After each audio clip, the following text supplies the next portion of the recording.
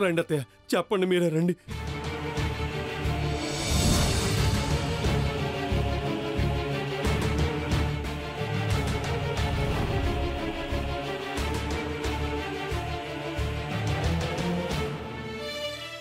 స్నేహ, అన్నం తినమ్మా. నాకొద్దమ్మా. వద్దంటే ఎలాగమ్మా? నువ్వు వట్టి మనిషివి కూడా కాదు. ఆకలితో నేర్సిస్తే కడుపులో పిండానికి ప్రమాదం. నువ్వు తింటే నేను తింటా. అంటే మీరు కూడా ఉదయం నుంచి ఎంగిలి పడలేదు కదా అత్తయ్య, మీరు కూడా తింటే కొంత ఆరోగ్యంగా ఉంటుందని.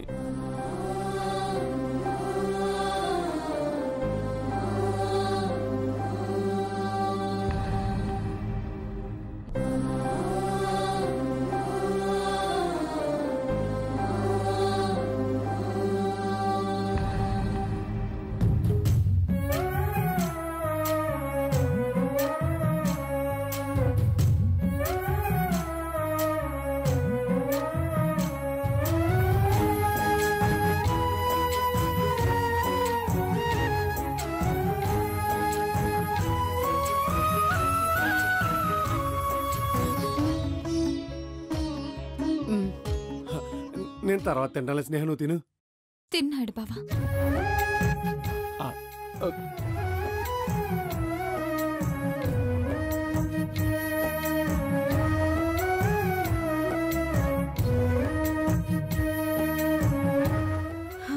పద.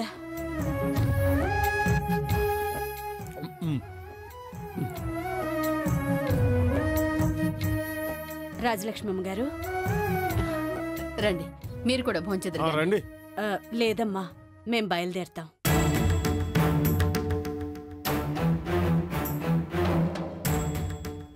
ఎక్కడికి? మా ఇంటికల్లుడు గారు, మీరిచ్చిన 4 రోజుల గడువు నిన్నటితో పూర్తయిపోయింది. ఈరోజు స్నేహ సీమంతం కదా అని ఆగాం. ఇప్పుడు అది కూడా అయిపోయింది. ఇక వెళ్ళొస్తాం. ఆ రోజేదో మాట వరుస కన్నానండి, గడువు గిడువు అదని. అవి ఏమో మనసులో పెట్టుకోవద్దు, అన్నీ మర్చిపోండి. వచ్చి కూర్చొని భోంచేయండి. అవునమ్మా, మీకిష్టం ఉన్నన్ని రోజులు మీరు ఇక్కడ ఉండొచ్చు.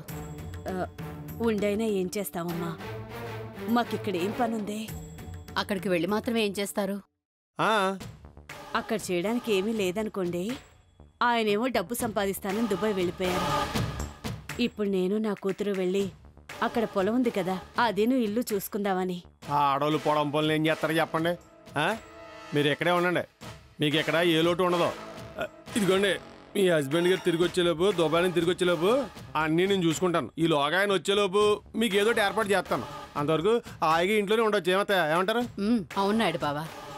వద్దు నాయుడు బావా, నీ జీవితంలోకి నేను ఒక కలలాగా వచ్చాను. నన్ను ఇలాగే తెల్లారిపోని.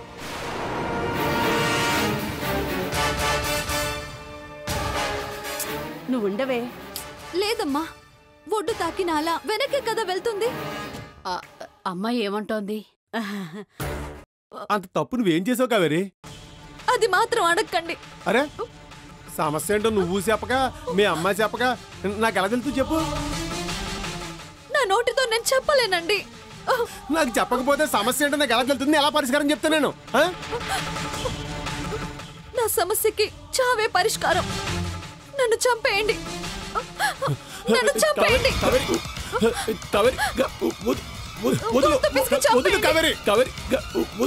నాకు బతికే అర్హత లేదు.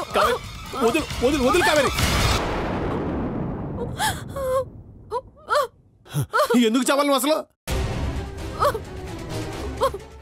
ఇదిగో, ఏదైనా సమస్య వస్తే పిరిగ్గా ఉంటాం కదా, సావడం కదా పరిష్కారం. ధైర్యంగా ఉండాలి, ధైర్యం ఉండాలి. అది బతుకంటే.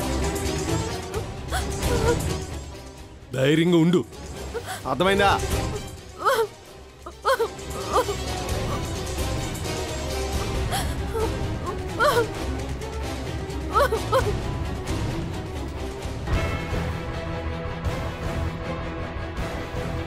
ఏదో పెద్ద సమస్య వచ్చింది వీళ్ళకి, లేదంటే చావుదాకా వెళ్ళరు.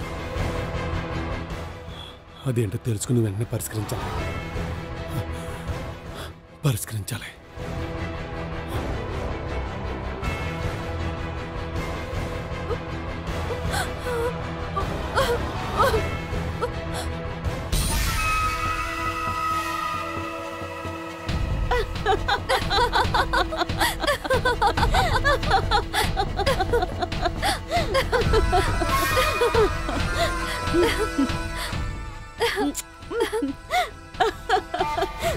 సూపర్.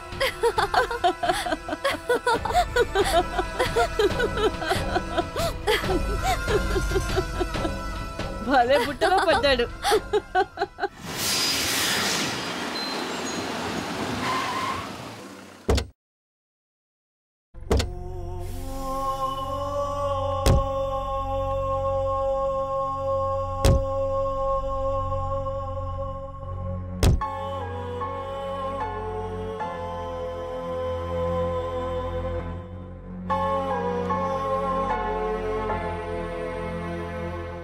మళ్ళీ చెప్తున్నాను అపర్ణ, జరిగిందంతా ఒక పీడకలు అనుకుని మర్చిపో.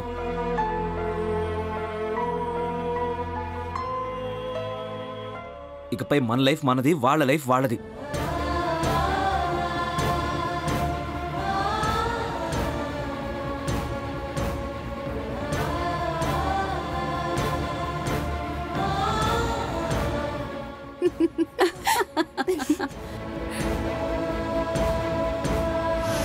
త్వరగా తీసుకురామ్మా కాఫీ. Plan success. మొత్తానికి అనుకున్నది సాధించాం. విజయవంతంగా తల్లి కూతుళ్ళని అక్కా చెల్లెళ్ళని విడగొట్టేశాం. నేను చెప్పాను కదా అత్తయ్య, ఈసారి మన ప్లాన్ ఫెయిల్ అవ్వదని, పక్కాగా సక్సెస్ అవుతుందని. అవునే, ఫస్ట్ టైం నువ్వు గెలిచి మమ్మల్ని గెలిపించావు. ఆ రాజావారి కుటుంబానికి చుక్కలు చూపించి వాళ్ళ గర్వాన్ని అహంకారాన్ని నేల మీదకి దించావు. తల్లికి చెల్లికి దూరమై పుట్టింటికి వెళ్లలేక ఇక్కడ అపర్ణ కృంగిపోతుంది.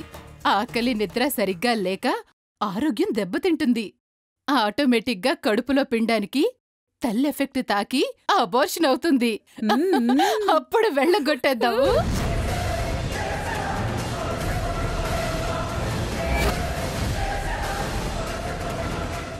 ఇంత సంతోషాన్ని ఎప్పుడూ చూడలేదే.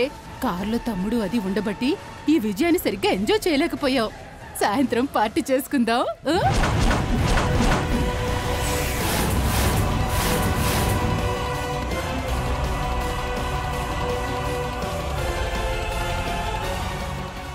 చింత చేశారు అంటే ఆ గొడవంతా వీళ్ళ ప్లాన్ ప్రకారమే జరిగిందన్నమాట.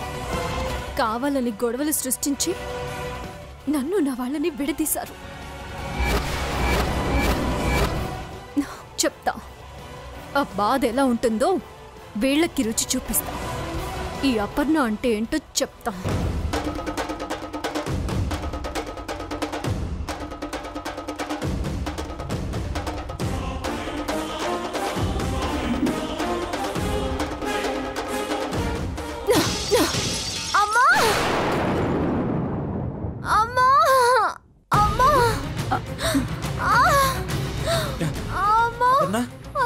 ఏమైంది? నడుస్తుంటే కాలికి ఫ్లవర్ రోజ్ కొట్టుకుంది అర్జున్. నొప్పిగా ఉంది. ఎక్కడ? అక్కడ. ఇందుకే పరధ్యానంలో ఉండొద్దనేది. పద హాస్పిటల్కి వెళ్దాం. అబ్బా, నేను నడవలేను అర్జున్. నొప్పి తగ్గడానికి ఏదైనా పెయిన్ బామ్ రాస్తే సరిపోతుంది.